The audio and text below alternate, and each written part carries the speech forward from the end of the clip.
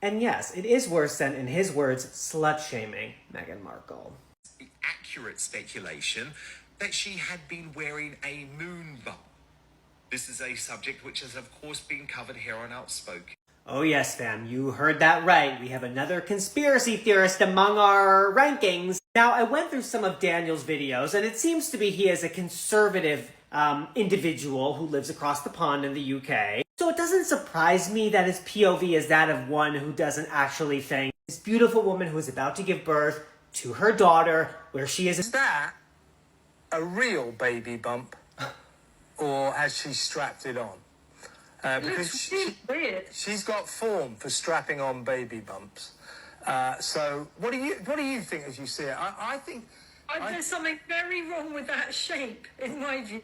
I don't know. I'm mesmerised, but I'm kind of sick. Do you know what I'm thinking? I'm thinking, glad the Queen is no longer with us, because oh my lord, how she would be shuddering at those images. It's so I can't openly go on to national television, this gentleman along with that lady, I don't know what her name is, I don't care to know, and make a horrifying accusation that she has a fake baby bump is so depraved, twisted, sick, and honestly, I think she should consider litigation against all these people. Him, that host, what Meghan Kelly had to say about what Prince Harry and she allegedly killing the Queen, like, so crazy. I don't know legally what they can do against this guy for, calling her an SLUT, but I would consider all my options with that. How dare she bring up the late Queen Elizabeth and what she would think of Meghan Markle dancing, enjoying. She'd probably be so happy to see that her grandson and his wife are celebrating the birth of her great-great-grandchild to be, and yet she is using... It's so depraved. I already said that, but it's all these people saying this is a beautiful family who should be left alone and let her live in peace, let him live in peace, and children should be off limits. That's all I have to say on that. So bless these beautiful people. And hey everyone, welcome back to the channel. I am so grateful, guys. Thank you so much for each one of you who has supported this channel, either by subscribing, commenting, and sharing my work through various social media platforms to spread positivity. Thank you so much, guys. Without you, I can't do anything. I'm so grateful. God bless you. Today we're diving straight into something that has sparked all kinds of reactions online. Meghan Markle's now viral baby mama dance video, filmed while she was in the hospital. But instead of the joy and support most pregnant women would receive for sharing such a beautiful, carefree moment, what did she get? She got a pile-on from the usual suspects: Dan Wootton, Piers Morgan, and Kevin O'Sullivan, British media talking heads who seem to treat Meghan like their personal punching bag. And frankly, it's disgusting. So today, I'm not just talking about the dance. I'm here to defend Meghan, call out the cruelty, and shine a light on the toxic hypocrisy of the British press once again. Let's start with the video itself. Meghan was glowing. She looked joyful, confident, and proud, exactly how any mother should feel as she's bringing life into the world. That moment captured something so rare: a black woman, pregnant, smiling, dancing, owning her space in a hospital where far too often black women face disproportionate mistreatment. And what does Dan Wootton do? He ridicules her. He mocks her joy. He calls it attention-seeking. This is the same man who gives the royal family a free pass when they throw multi-million-pound parades for themselves. But a woman dancing in a hospital room? That's somehow outrageous? The double standard is breathtaking. Dan Wootton has made a career out of throwing stones at Meghan, trying to convince the world she's some fame-hungry diva. But what's really happening is this: Meghan is no longer silent. She's not hiding. And that threatens men like Wootton, who are used to women, especially women of color, knowing their place and keeping quiet.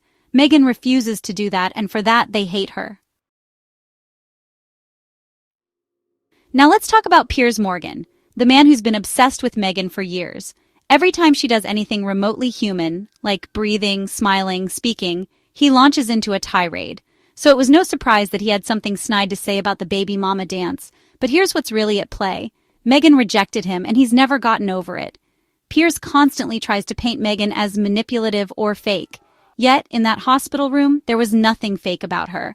That was pure, unfiltered joy. And you know what? Piers can't handle it. Because she's thriving. She's happy. And that contradicts the picture he tries so hard to paint. His entire narrative collapses when Meghan is seen doing something so real, so relatable. Millions of moms do that same dance. It's not a PR stunt. It's a moment of celebration, of motherhood. It was a cultural expression, and maybe that's what really bothers these men. Because it's not just Meghan they have a problem with, it's everything she represents. And then there's Kevin O'Sullivan, who took it to another level. He actually said Meghan's baby bump was fake. Let that sink in. We're not in the 1800s, yet here we are with a British commentator publicly suggesting a woman faked her pregnancy. That's not just offensive, it's dangerous. This kind of conspiracy theory nonsense is rooted in misogyny and racism. Meghan has been accused of everything under the sun since stepping onto the royal stage. Faking a pregnancy? That's straight out of the vile QAnon playbook, and it should have no place in any serious media discussion. Why is it always Meghan being put under the microscope? Why is it that her joy is always questioned, her motherhood doubted, her actions distorted? You know why. Because she's a black woman who dared to join a white royal institution, dared to have opinions, dared to speak up, and dared to leave on her terms.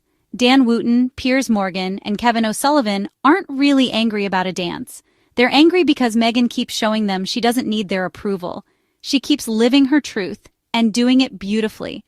That dance wasn't just a TikTok moment, it was a statement.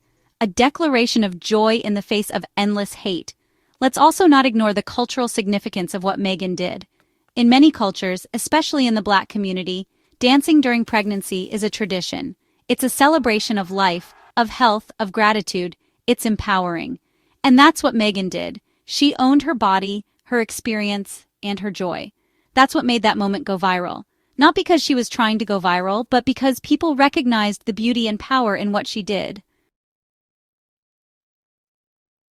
But again, we have to ask, why is this even controversial? The answer is simple. Because the British media, especially certain right-wing voices, have built a cottage industry around smearing Meghan Markle. They don't want to see her as a full person. They want her boxed into a caricature, the difficult duchess, the diva, the manipulative outsider. A joyful, dancing Meghan doesn't fit their script. So what do? They reach for the laziest insults, call her fake, call her attention-seeking, call her bump a prosthetic. It's pathetic. And the more they do it, the more obvious it becomes that they're the ones obsessed, not her. Let's turn this around. If Kate Middleton had done that same dance, do you really think these same men would be attacking her? Of course not. The Daily Mail would be calling it wholesome and refreshing. Dan Wooten would call it charming. Piers Morgan would probably be swooning. The hypocrisy is right there in the open. We have to stop letting these narratives dominate the conversation. Meghan deserves to be celebrated for that moment, for being herself, for being a mother, unfiltered and joyful, for dancing while carrying life.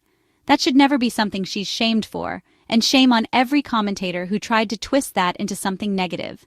Shame on them for continuing to vilify a woman who has done nothing but protect her peace, raise her family, and share her journey with honesty. Meghan has shown grace under fire that most of us couldn't even begin to muster.